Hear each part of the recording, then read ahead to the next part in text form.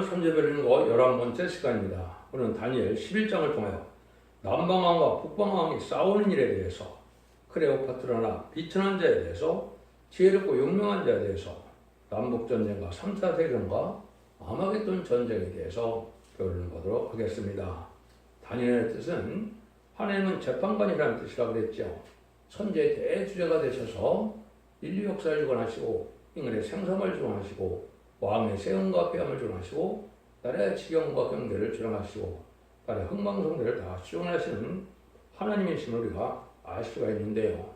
특별히 다니엘서서는 2600여 년 전에 바벨론 왕국 때부터 인간 종말에까지 이제 7대 강국이 다 완성이 돼서 미스도 시대가 미스도의 양 진영에 대립되는 시가 와서 미국과 소련이 망하면 성전화가 이루어지는 것을 알려주고 있죠. 성경 전체에서는 강대국이 7나라가 등장했다가 망하면 한 나라가 온다고 이렇게 예언된 것이죠. 이걸 잠깐 살펴본다면 이제 아브라함 때 아브라함의 우선 요셉이 다니엘에게 애굽에게 팔려가는 일이 있었죠. 그럼 현재가 그것이 한 3,800여 년 정도 됐죠. 그때 애굽에 가서 이제 이스라엘이 적응된 그러한 이 삶을 살게 됐죠. 그것이 그 시대에 가장 큰 나라이고 가장 강대한 나라가 애굽이었죠. 그 다음에는 이제 들어와서 출애굽을 해서 결국은 북이스라엘 망하게 하는 나라가 그때 강국인 아수르 왕이었죠. 아수르 시대에 아수르 왕에 의해서 망하는 것이 북이스라엘이었는데 이제 남유다가 하늘의 선전 선지 이제 에렘의 말을 듣지 않다가 바벨론 포로 잡혀가는 역사가 바벨론에 의해서 이스라엘이 망하게 됐죠. 그래서 이스라엘이 망한 다음에 그 이스라엘을 회복시키는 언약의 말씀을 이루기 위해서 메드바사를 통해서 이제는 바벨론을 멸망시키는 역사가 있었죠. 그런데 다니엘서 2장에서는 이제 바벨론 왕 때부터 앞으로 바벨론, 메드바사, 헬라, 로마, 소련 이런 미소 양국이 나타나서 3대전과 아마겟돈을 통해서 세상에 종말이 와서 세시대를 이룰 때까지의 내용이 다 예언되어 있습니다. 참 놀라운 일이죠. 그래서 그것이 성경적으로 예언된 대로 나라의 흥망성쇠가 딱 그대로 와서 지금까지 이루어진 시대가 온 겁니다. 그래서 마지막 이제는 2000년에 초림의 시간이 흘러서 2021에 이제 21세기에 들어온 시간에 이제는 새로운 역사가 진행될 때가 온 것이 때가 참 경멸인데 그것이 이제 미스 왕국이 망할 때가 온 때가 됐다 이렇게 볼 수가 있는 겁니다. 3차 대전과 아마겟돈 전쟁인데 그때까지의 일들을 예언을 하는 걸 보시면 참으로 놀라운 역사지요. 사람으로서는 어떻게 앞으로 될 일들이 예언해서 그대로 일이 성취된다는 것이 있을 수 없는 것이죠.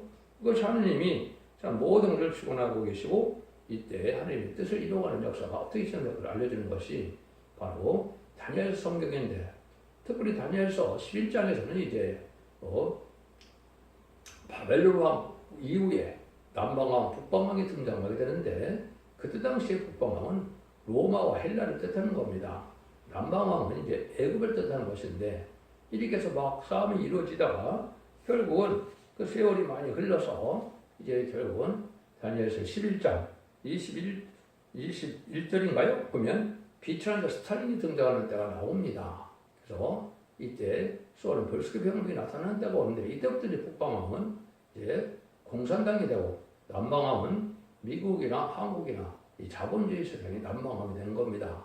이런 갈등 속에 많은 협상을 해도 이제는 아무 진전이 없다가 이제 한국이라는 나라가 등장하게 되는 것이 이제 6.25 전쟁이 일어나는데 그 6.25 전쟁이 일어났을 때 29절에 보면 제6.25 전쟁 때 인천 상륙작전에 기트맵들이 나타나서 한국을 구원해주는 역사가 오죠.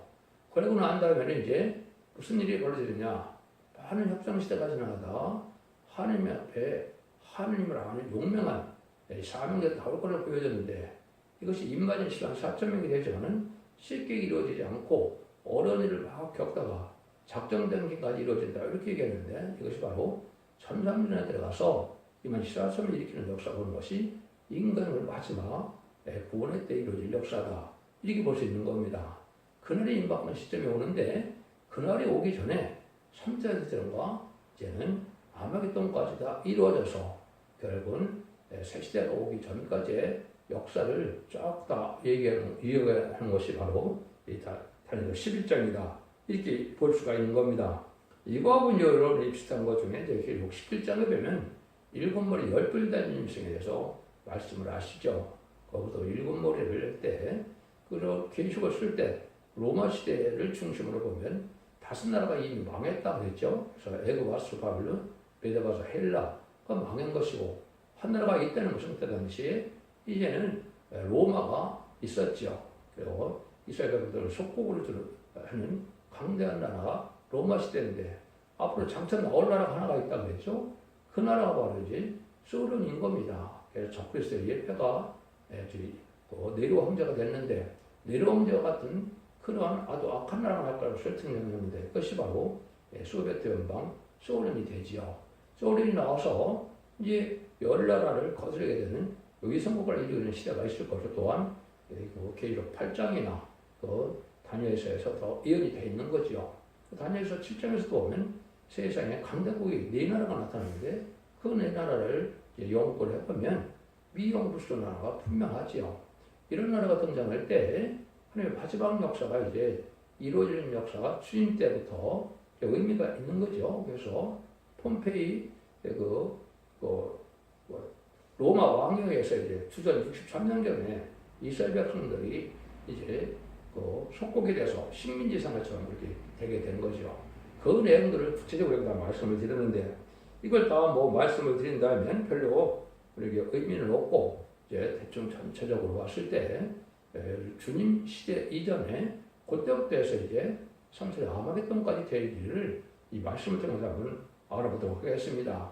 그 내용들은 이제 아까도 말씀드린 것처럼 로마와 헬라 이제 알렉산더 대왕 이후를 되겠죠. 그 나라들과 애국과의 관계가 계속 싸움박질을 하며 전쟁을 하며 서로 속국이 되는 그런 과정이 있죠. 그 내용들이 이제 쭉 나와 있는 겁니다.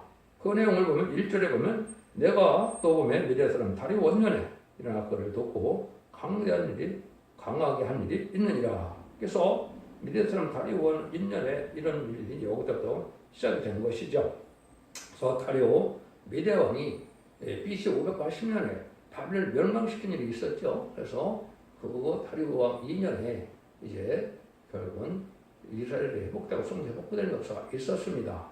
그런 일들이 쭉 이루어지는 것을 쭉 볼 수가 있고 대충적으로 본다면 그런 왕들이 다 일어났다가 3절에 보면 장차 한 능력 있는 왕이라서 그 권건대로 다스리고 임무를 행하리라 이렇게 나오죠. 그것이 장차 한 능력 있는 왕, 요게 바로 헬레의 알렉산더 대왕이 됩니다. 여러분 아시는 것처럼 약간의 나이에 그런 유럽을 통일시키고 애국까지 통일시키는 이런 역사가 막 일어났었죠.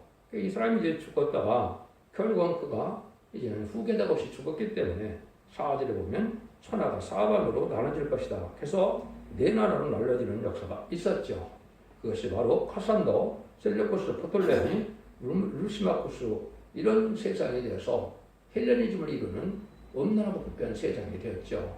그 중에서도 안티오코스 에파피나스가 다니엘 8장 9절처럼 이제 영화로운 땅을 정복하는데 이때도 이스라엘 백성들을 못살게 그런 왕이 된 거죠. 그래서 그때가 바로 적그리스도의 첫 번째 예표가 나타난 건데 이스라엘 백성들을 못살게 그리고 돼지피를 뿌리고 제사를 지내지 못하는 역사를 했었죠.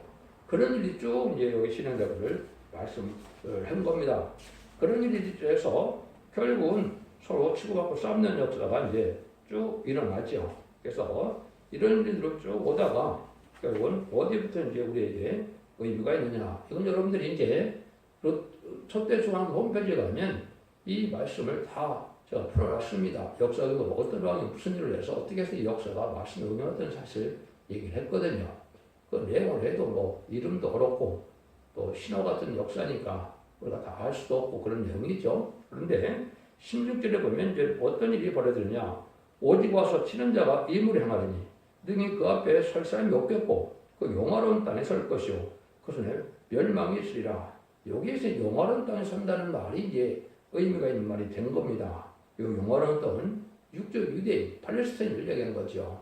이때는 어떤 일이 있었느냐? 로마 장군 폼페이가 나타나고 그 폼페이가 아주 정복을 많이 했죠. 그래서 엄청난 그 영웅적인 그런 대장이었는데 장군이었는데 결국은 주전 63년경에 이제는 팔레스타인 땅, 영어로 유대인의 땅을 이제 정복시키는 일이 있었죠. 이래서 이제 이스라엘 백성들이 로마의 수복이 돼가는 그런 일이 벌어진 겁니다. 이런 일들이 있었던 것을 우리가 볼 수가 있다. 이렇게 볼 수 있는 거죠. 그런데 이때 이제 하나님께서 뭐를 우리에게 또 알려주느냐면 17절에 보면 그가 결심하고 성국에 힘을 다하여 그가 하천할 것이고 그 여자의 딸을 그에게 줘서 그날 패망케 할 것이나 이르지 못하랴 그에게 무익하리라 이런 얘기를 했죠. 그래서 로마가 유대와 이제 수리아를 정복하게 되네 마케도니아와 티에스를 점령해서 헬라 왕 알렉산더가 죽은 후 4분대 영토 중에서 이는 참 로마의 점령을 당하고 말았던 거죠. 그래서 그런 점령을 당하고 말았는데 이때 여러분이 이제 등장하는 역사가 바로 이제 프톨레미와 이제 프톨레미 12세와 이제 그의 딸 클레오파트라가 등장하지요.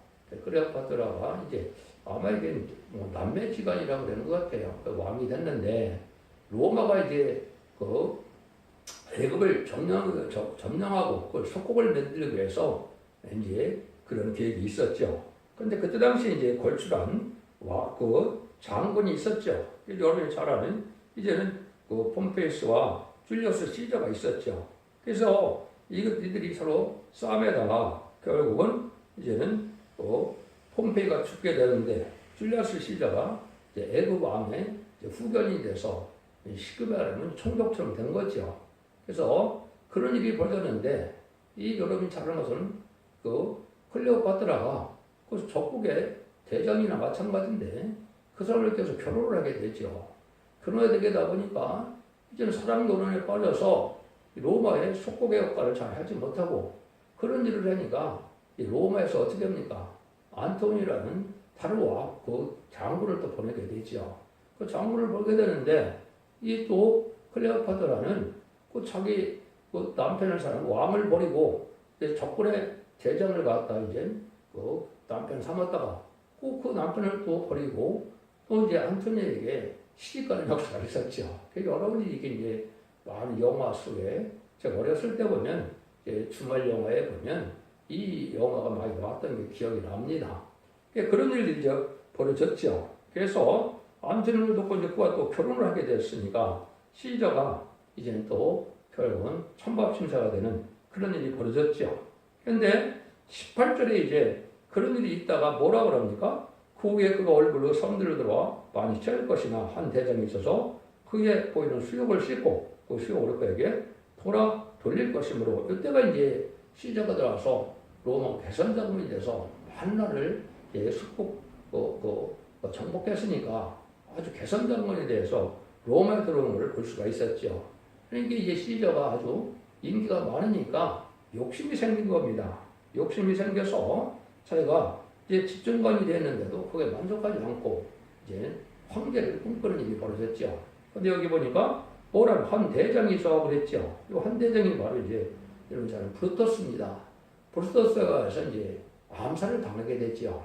그래서 거기서 보면 원로에 참석했을 때 이제는 시저를 죽이게 돼버리죠. 시저를 죽이게 되니까 이런 일들이 있을 때 이제 다른 일들이 벌어지는 것이 이제 고대에 보면 이제 그 예수님 시대에 이런 일들이 이루어질 것을 여기 보여줬는데 그래서 성배경 시저가 이제 자기 땅 산성 로마에서 음에 걸려서 넘어지고 말았는데 이게 이제 아까 얘기했듯이 자기 부하의 왕 그 대장에서 이제 죽임을 당했죠. 그래서 20절에 보시면 그 일을 이룰 자가 특별한 자를 더불어 아름다움으로 두루 다니게 할 것이다. 그가 분노함으로써 싸움이 없이 여느 날이 못되어 망할 것이요. 이때가 참 유망한 일이 이루어진 겁니다. 여기 아름다운 곳을 두루 다니게 한다고 그랬죠. 이것이 이제 예수님이 성모마리아에게 탄생이 돼서 이때 임신하게 되죠. 임신을 해서 이게 산딸이 갖고 올 때 뭐가 나타났습니까? 이때 나타난 것이 바로 조세령이 나타난 겁니다. 조세lem이 나타낸 뜻을 여기 보면 아름다운 곳으로 들어오는 게 담이 갈 것이다. 이렇게 됐죠. 줄리우스 시저가 죽은 후에는 오거스트 시저가 이제 등장했는데 그거는 그들에게 생질 관계라고 그랬죠. 아우구스트는 시저의 줄리우스 시저의 생질이었는데 이때 오거스트 시저라는 말이 이제 등장을 해서 신성장녀로 이제는 이때는 상당히 이제 황제가 완전히 그런 큰 권력을 휘어잡는 때가 오고 영광스러운 자리가 되는 때였죠. 그때 오거스트 시저가 이제 세상에 없던 조세령을 내리게 된 거죠. 조세령을 내려서 이제 나사렛 동네 살던 요셉과 마리아가 베들레헴까지 이제 여행을 하게 돼서 거기서 이제 출산하는 일이 벌어진 거죠. 그러니까 역사적으로 보면 참 놀랍죠. 한 나라를 하나님께서 이렇게 주관해서 성경 말씀을 응하게 원하심으로 응하게 하시려고 예수님이 베들레헴에 탄생한다고 미가서 5장 2절에 예언이 되어 있기 때문에 그 말씀을 응하기 위해서 이런 일이 벌어지는 겁니다. 이런 일이 세상에 있었습니까? 이것이 참으로 보면 하나님의 역사가 세상의 역사를 하나님이 주관하신다는 것을 우리가 분명히 알 수 있다. 이 말입니다. 그런 일들을 여기 이제 얘기한 것이 바로 이 10절입니다. 그래서 이때 예수님이 탄생하고 이제 예수님이 장사하면서 물론 이제 그동안에 외국으로 몇 년 피해 갔다 오셨죠. 그래서 이제 그런 로마에 속국이 돼서 되는 나라가 유대인이 예수 모실 때까지 나라에 있는데 21절에서 보면 이제 새로운 사건이 이루어집니다. 이것이 여러분이 아는 것처럼 그 의를 이루자는 비천한 삶이라 나라 영광을 주지 아니할 것이나 그 평안한 때를 타서 결국 그 나라를 얻을 것이며 그 비천한 삶 하나가 나오지 않습니까? 이것이 바로 스탈린입니다. 스탈린이 그리스 정계의 신학생이었다가 원망불평에서 타락을 해서 마귀가 들어가므로 막스 레인조 앞에서 1910년 10월 17일 볼셰비 혁명을 이루게 된 거죠. 이때부터 이제 북방왕은 이제 소련 공산당이 되는 겁니다. 그래서 이때부터 남방왕은 이제는 자본주의 미국과 한국 같이 이제 자본주의 세상이 되는 거죠. 이때부터 역사가 또 이렇게 흘러온 거죠. 참 이게 놀랍죠? 이걸 미리 다 예언된 들이 계속 되어가는 것이 보면 하나님이 얼마나 세밀하게 이 세상을 다스리는 것이고 예지정이 다 있다는 사실을 우리가 알 수가 있는 겁니다. 그래서 반기독교적인 나라가 나타나서 성경대로 계시록 8장 7절 12절에 보면 전 세계 선물이 공산화된다고 예언이 되어 있거든요. 그 일들이 이루어지는 시대가 여기서 쭉 결론적으로 나오는 겁니다. 그러니까 그런 일들이 여기서 벌어지는데 그런 벌어진 일에다가 많은 싸움을 일으키게 되죠. 많은 싸움도 일으키게 되는데 그런 일들이 됐을 때 이제 한국의 6.25 전쟁까지 또한 일어날 때가 온 겁니다. 그래서 남방왕과 북방왕이 다시 싸움한 일에서 24절에 보면 그 사람들에게 뭐라 그럽니까? 여기 보면 그가 평안한 때 그 도의 가장 기름진 곳에 들어와서 열주 조상이 행하지 못하는 것을 행할 것이요. 그는 노력하며 탈취한 점을 우리에게 흩어주며 모략을 베풀어 얼마 동안 상성들을 칠 것인데 때가 이르기까지 그리하리라. 그래서 이것은 공산당이 등장해서 전 세계 섬유를 공산화시키는데 열날의 의소국가를 이루는 일이 벌어진 거죠. 1910년에 법석개병이 일어나서 1970년 4월 30일 베트남 전쟁에서도 누가 미국이 질 줄 알았습니까? 월남이 졌죠. 성경에 예언됐기 때문에 그렇습니다. 월명이 일어나서 지금도 이제 공산화된 베트남이죠. 이때가 이제 열불이 완성된 시점이 되는 겁니다. 그게 1975년 4월 30일이거든요. 이래서 이제 공산당과 미소 양국 시대가 온 거죠. 미소 양국 시대는 여러분 아시는 것처럼 2차 세계대전 이후부터는 양대 강국으로 이제 강한 나라가 되는데 그것도 단일세대로 미소 양국의 열박할 시대가 온 것을 알려준 겁니다. 그것이 단일서 2장에서 이제 열박한 철과 흙으로 두 나라가 등장할 걸 보여지죠. 그것이 소비에트 연방공화국이고 미국 합중국을 얘기한 겁니다. 인도 문제 끊이면서 그 두 나라가 강대국으로 사는데 이제 미국이 망하게 되고 소련이 망하면 어떻게 뜨인들로 말하면 세상 나라가 다 없어지고 뭐라 그럽니까? 하나님의 영원한 나라가 세워진다 그랬죠. 방하지 않는 나라가 세워진다. 이것이 하나님의 나라인데 지금으로 보면 시장 천년왕국을 뜻한 겁니다. 이 일들이 지금 이루어질 날이 임박한데 지금 우리가 살고 있다 이렇게 볼 수가 있는 겁니다. 이럴 때 이제 그 남북 관계가 많은 이제 협상을 하지만 대부분 소용이 없는 때가 온 겁니다. 그래서 27절에 보면 이 두 왕이 마음에 서로 화해하고자요 한 밥상에 앉았을 때 거짓말할 것이라 일이 형통하지 못하리니 이는 작정된 견에 밑에서 그리 끝날 것임이니라. 이거는 여러분들이 이제 우리나라도 보면 뭐 김대중 정권이나 또 노무현 정권 또 문재인 정권 뭐 얼마나 남북회담도 많이 하고 육자회담 뭐 미소 또 미국 회담 이런 일들이 많이 벌어졌지만은 뭐 결국은 만나봐야 별 소용이 없는 시대가 온 거죠. 이렇게 해서 협상 시대가 가면서 쭉 지난 것을 보여준 겁니다. 그래서 북방들에게 이제 많은 기득권을 핍박하고 많은 수혜를 내는 악행을 저지르는 시대가 지금까지 이루어진 것이고 그것이 북한 공산당에서까지 이루어진 것이죠. 그런데 이때 이제 한국으로 이제 위헌이 또 그렇게 된 것이죠. 한국의 유교 전쟁을 일으켜서 한국이 적화되는 것에서 하나님이 지켜주는 역사가 있었죠. 왜 그렇습니까? 남한에는 하나님의 사명이 남아있기 때문에 그 사명을 하려고 임박한 지금입니다. 그 사명이 바로 다신의 사명으로 선지국가 돼서 제일 영접권을 복음을 전하는 시대가 한국에 있을 걸려겠는데 그 일들을 보면서 하나님은 우리나라를 지금까지 강대국으로 이렇게 발전시키는 역사를 했다. 이렇게 볼 수 있는 거죠. 그것이 이제 29절, 30절입니다. 작정된 견해 그가 다시 나와서 남방에 이를 것이나 이분이 저번만 못하리니 이는 시드미 배들이 이르러 그를 칠 것입니다. 그리고 이것이 이제 남침을 해서 했는데 결국은 이제 통일을 하지 못하고 결국은 유엔 그 16개국이 인천 상륙작전으로 해서 이제는 우리나라가 남한이 이제 별도의 자유국가로 세워지는 역사가 있었는 것이죠. 그래서 이런 일이 있어서 있고 난 다음에 이제 유엔과 저기에서 협상 시대가 온 것이 바로 뭡니까? 이제 남북 협상을 한 거죠. 휴전협정을 한 거죠. 1958년 7월 20일이죠. 그래서 이제 한국이 이렇게 발전하게 되는 것이 지금의 이제 박정희 정권을 통해서 이루어지는 역사가 쭉 이루어졌던 거죠. 그 이후로 역사가. 이때 이제 하나님께서는 말세고 한국이 건국한 것 자체가 말세 역사라고 그랬죠. 그때 이제 하나님이 말세 복음을 이렇게 알려줘서 새로운 하나님의 사람들을 길러내는 때가 올 걸 보여줬는데 31절 32절에 보면 어떤 때가 오느냐 군대는 그의 편에서 성소고 경관성을 더럽히며 매일 제사장들을 피하며 멸망하는 미운병을 세울 것이며 그가 또 언약을 배반하고 악하는 자를 게을로 타락시킬 것이나 오직 자기의 그 하나님을 아는 백성을 강하여 용맹을 바래라. 이거는 이제 전삼장 후삼년반에 가서 이제 제사도 못 지르게 하는 이런 역사가 있는데 그들은 하나님의 용맹스러운 자들이 나타난다 이 말입니다. 이것이 임마진이 4,000명인데 말씀오기 전에서 이런 일들이 이루어지는데 이것이 쉽게 이루어지지 않고 많은 고난과 연단 속에서 세월이 흐른 거죠. 20세기 후반에서 21세기까지 이것이 지금 이루어진 겁니다. 이루어졌는데 완전한 큰 단체를 이루지 못하고 실패할 것을 여기서 알려준 겁니다. 33절, 34절인데요.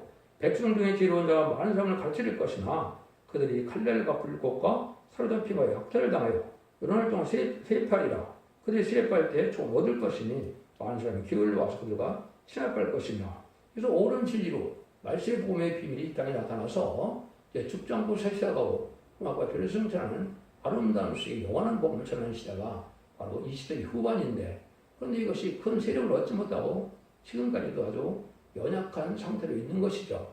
그것이 이제 초대의 사명자가 그동안에 나오게 된 겁니다. 그것도 예언대로 성취되는 과정에 나오게 된 거죠. 그래서 이래서 이제 그 남북의 협상 시대가 이루어져서 청말 시대가 와서 많이 협상을 해도 큰 무슨 진전이 없게 되는 겁니다. 없게 되는데 이제 이것이 결국은 1300년에 들어가면 이머진 프랑스토명의 하멜 사람들 용맹선자가 나타나게 됩니다. 여기 이제 35절에 보면 작정된 마지막 때까지 이르르니 그 작정된 기한이 있다고 그랬죠. 이것이 이제 시작될 때가 온 겁니다. 그래서 금년부터 이거 시작될 것인데 이머진 프랑스토명을 일으키는 데가 지금 곧 도달한 겁니다. 이게 역사적으로 이제 분명히 그렇게 되는 시점이거든요. 이럴 때 이제 이렇게 가다가 뭐가 이루어지느냐?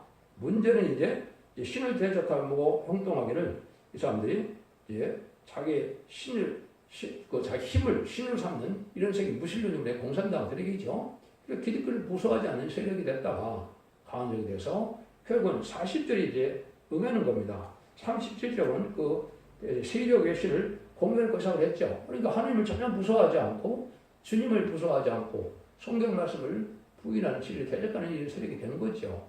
이런 세력이 올 때 결정적인 일이 된 것이 지금 눈앞에 온 것인데 그 협상 시대가 끝나서 이제 끝나가면서 지금 40절이 응할 때가 온 겁니다. 마지막 때 남방왕이 그를 찌르니 북방왕이 병거와 마병과 많은 배로 헤리반 평국에게 마주와서 그 여러 나라에 들어가 우리 넘친다지 쟁할 것이오. 이렇게 되어 있죠. 이게 참 어려운 얘기인데 이것이 성경으로 2번 응할 걸 얘기한 겁니다. 남방왕이 북방을 찌른다 그랬죠. 어쩔 수 없이 이제 전의 것은 첫 번째는 한국 남북전쟁을 뜻하는 겁니다. 이런 날이 임박한 것이고 두 번째는 이제 기록 9장 14절 15절에 보면 예천사가 천사를 보고 이제 8월절 오라 해서 3세대인이 일어날 걸 얘기해서 자기가 3분이 공산될 것을 전 세계 3분의 1이 멸망할 것을 예언된 것이 기록 9장 14절 15절이거든요. 그날이 임할 때가 온 겁니다. 근데 그 전에 한국의 남북전쟁을 통해서 전선에 들어가게 되고 전선에 알곡을 모으고 난 다음에 5개를 훔치고 난 후에 3세대인이 일어나는 일이 바로 다니엘서 11장 40절입니다. 그러니까 남북전쟁에 대한 부분은 마태복음 21장, 24장, 21절에 보면 예수님이 창세부터 환란이 온다고 그랬죠. 또 다니엘서 10장 1절에서는 다음 시간에 뵐 건데 이제는 대부분 미가람을 떠나서 개구리는 환란이 온다고 그랬죠. 그래서 2장에도 보면 차그람 환란이 온다고 그랬습니다. 그들이 나오면서 2장이나 미가서 5장에 나왔고 2차적인 한국 환란이 올 것을 예언한 것이 맞습니다. 그것이 이사야 7장과 8장에도 나오는데 그때 인물로서 나타나게 되는데 이때가 이제 전삼전하는 때가 오는 건데 이 날이 이제 임박한 때다. 이렇게 볼 수 있는 겁니다. 그리고 나서 이제는 남방과 북방의 싸움이 일어나는 것은 아까 계속 10절 15절에 보면 어느 시가 정해진 날이 있는데 우리가 알 수 없지만 이것은 지금으로 본다면 약 2029년 정도가 됩니다. 이제 3세기가 일어나서 전 3분의 1이 죽는 전쟁이 일어나는 때가 오는 거죠. 이때는 육적 유대인도 이제 완전히 힘든 때가 온 거죠. 이제 후삼전 만에 들어가는 때가 되니까 그것이 41절 42절입니다. 그가 영화로운 땅에 들어갈 것이요 많은 나라가 평망할 것이나 여기도 영화로운 땅이라고 했죠. 여기 이제 육적 유대인을 상합니다. 이스라엘이 이제 3세대 피해를 당해서 그것이 아프리카까지 이제 갈 걸 얘기한 겁니다. 근데 뭐라고 그럽니까? 어디 에돔과 모압과 암몬 자손의 존귀한 자들은 그들을 벗어나리라. 그가 열국의 그 손을 펴리니 애굽 땅도 면치 못할 것이므로 이는 아프리카까지 다 점령하게 될 때인데 이제 존귀한 자들이 구원 얻게 되는 이것이 바로 인반이 3,000명이 되고 백성 된 자들은 능일 심수는 콧물이라고 돼서 말세복음인 이 말씀을 전할 때 이거 듣고 순종하는 자들이 능일 심수는 콧물이와 이번 4,000명이 구원을 얻게 되는 겁니다. 입이 저고 소리인데 받아서 이런 일이 이루어질 것을 여기 말씀한 거거든요. 그런 일이 이루어질 때 이제는 후 3년 만에 역사가 나서 3차 세계대전에서 미국과 소련이 붙었을 때 그리고 미국이 지게 되는 겁니다. 2029년 여러분들이 이해가 안 되지만 지금 미국이 급속도로 이제 방어하는 시대로 접어드는 겁니다. 그것이 금년의 시점이 온 겁니다. 물론 시작은 오바마, 바이든, 또 지금 트럼프 대통령 이렇게 해서 지금 미국을 방어하는 역사가 나타나는데 미국이 급속도로 망해서 이걸 망하게 될 걸 보여주는 것이 후 3년 반인데 그것이 바로 43절입니다. 그가 본들의 애굽의 거분과 모든 보물을 잡을 것이요 리비아 사람과 굿 사람이 그의 시종이 되리라 그랬죠. 이것이 이제 후 3년 만에 소련이 수정 통치 기간에 와서 심승을 받게 하는 세상이 올 것을 이렇게 표현한 겁니다. 이것이 이제 지금으로 본다면 2029년에서 2032년까지가 될 것으로 예상이 됩니다. 이럴 때 이제는 이것을 또다시 이사야 18장 5절 6절에 이것이 예언이 되어 있습니다. 여기도 보면 산의 독수리가 땅에 질승들에 끼쳐들이니 산의 독수들이 그것으로 과하며 땅에 질승들이 그것으로 과동하리라 이렇게 얘기했거든요. 이것이 바로 아프리카 땅을 얘기했는데 구스 땅이라고 나옵니다. 18장 1절에 이것이 이제 과하가동 후 3년 반에 이제는 거기를 수용해서 아프리카 자원을 가지고 후삼의 통첩을 얘기한 겁니다. 이런 일이 이루어지게 될 걸 얘기한 거죠. 이때 결국은 무슨 일이 벌어지느냐? 동북에서 소문이 이르는 아마겟돈이 준비되는 때가 오는 겁니다. 그래서 1300년 만에, 900년 만에 이제 지나고 보고 나면은 바로 대접적 아마겟돈이 오는데 그때가 40도에서 45도입니다. 그러므로 동북에서부터 소문이 이르러 그를 번민케 하여 그가 분노하여 나가서 많은 무리를 다 두룩하며 진멸할 것이요 그가 장막공년을 바다와 용화롭게 골간 산수에 베풀 것이니 거의 끝이 이르리니 도와줄 자가 없으리라. 이렇게 되어 있죠. 이것이 바로 이제 동북에서 소문이 나온다. 이때 이제 한국에서는 금년부터 이제 인간이 4천명이 나오기 시작하고 또 하나님 함께해서 우리나라가 세상에 가장 강대국이 되고 선진국가 되고 한국을 중심으로 세상이 재편되는 때가 오는 것이 지금 올해 시점에 온 겁니다. 이런 일이 돼서 결국은 무슨 일까지 벌어지느냐? 장막궁전의 말이 나오죠. 이것이 아마겟돈 때 이제는 때가 와서 그때 우두머리 공산국가 우두머리 거친 우두머리들이 지하도시로 숨을 걸게 된 겁니다. 그래서 아마겟돈 때 잠깐 숨지만은 영원히 살 수 없는 거죠. 그때는 또 핵무기가 터지기 때문에 그때 다 망합니다. 완전히 망한 데다 보니까 여기 뭐라 그럽니까? 다 끝이 이르니 도와줄 자가 없다 그랬죠. 아마겟돈 때 이제 짐승의 팔은 박인과 공산당이 망한 것이 세상의 전반입니다. 그래서 그것이 재창조가 돼서 계시록 2장 4절처럼 천년 동안 그리스도로 왕노릇하는 예수님이 왕으로 오시는 이런 시대가 오는 거죠. 이것이 지금으로 본다면 2035년경에 올 것으로 예상이 됩니다. 성경 응하는 걸 봐서 그렇다 이 말이죠. 이런 일들이 이루어져서 이 세상은 이제 끝을 맺어서 마귀의 사랑이 다 없어지고 마귀 없는 사랑이 이루어지는 것이 바로 지금 천년왕국 시대가 오는 겁니다. 천년왕국 시대가 곧 이루어질 날이 마지막 하늘의 전산년 후삼년 말인데 그 날짜가 응할 때가 이루어진 것이 바로 금년이다. 이렇게 볼 수 있는 겁니다. 그래서 많은 재앙이 내리고 또 많은 기사한 이변 같은 것이 많이 일어나죠. 이거 심판되고 증거입니다. 그래서 악인과의 힘을 합당찮은 자들은 많은 사람들이 예레미야나 에스겔처럼 칼과 길과 연봉으로 많이 죽어나가게 됩니다. 그래서 알고 될 사람들을 모르는 것은 천상전에 천일시대를 위헌하는 두진권 역사의 쪽이 나와서 곧 시작될 것인데 그 진리를 순종한 자만이 알고로 상고에 모아지는 역사로 예비치 못으로 뽑았게 돼서 아방까지 숨김을 얻음으로 살아남게 되므로 그 살아남은 자들이 죄리들을 용접해서 천국의 축복을 누리게 되는 것이 에덴 동산이 회복되는 겁니다. 그래서 창세기에 2장 3장에서 아담과 하와가 뱀과 싸워서 말씀을 졌기 때문에 선악과를 먹어서 이장을 뺏겼죠. 이기는 자가 돼서 다시 천년왕국의 축복을 에덴의 축복을 받게 되는 것이 그 다니엘서의 마지막 비밀이다. 이렇게 볼 수 있는 겁니다. 그러니까 참으로 다니엘서를 보시면 하나님이 얼마나 세밀하게 이 땅을 다스리고 있는 것을 우리가 알 수가 있고 자신 하나님의 역사가 다 수용되는 것이기 때문에 악의 대통령이 됐건 의의 대통령이 하나님이 필요해서 세운 것이 된 것이다. 이렇게 볼 수가 있는 겁니다.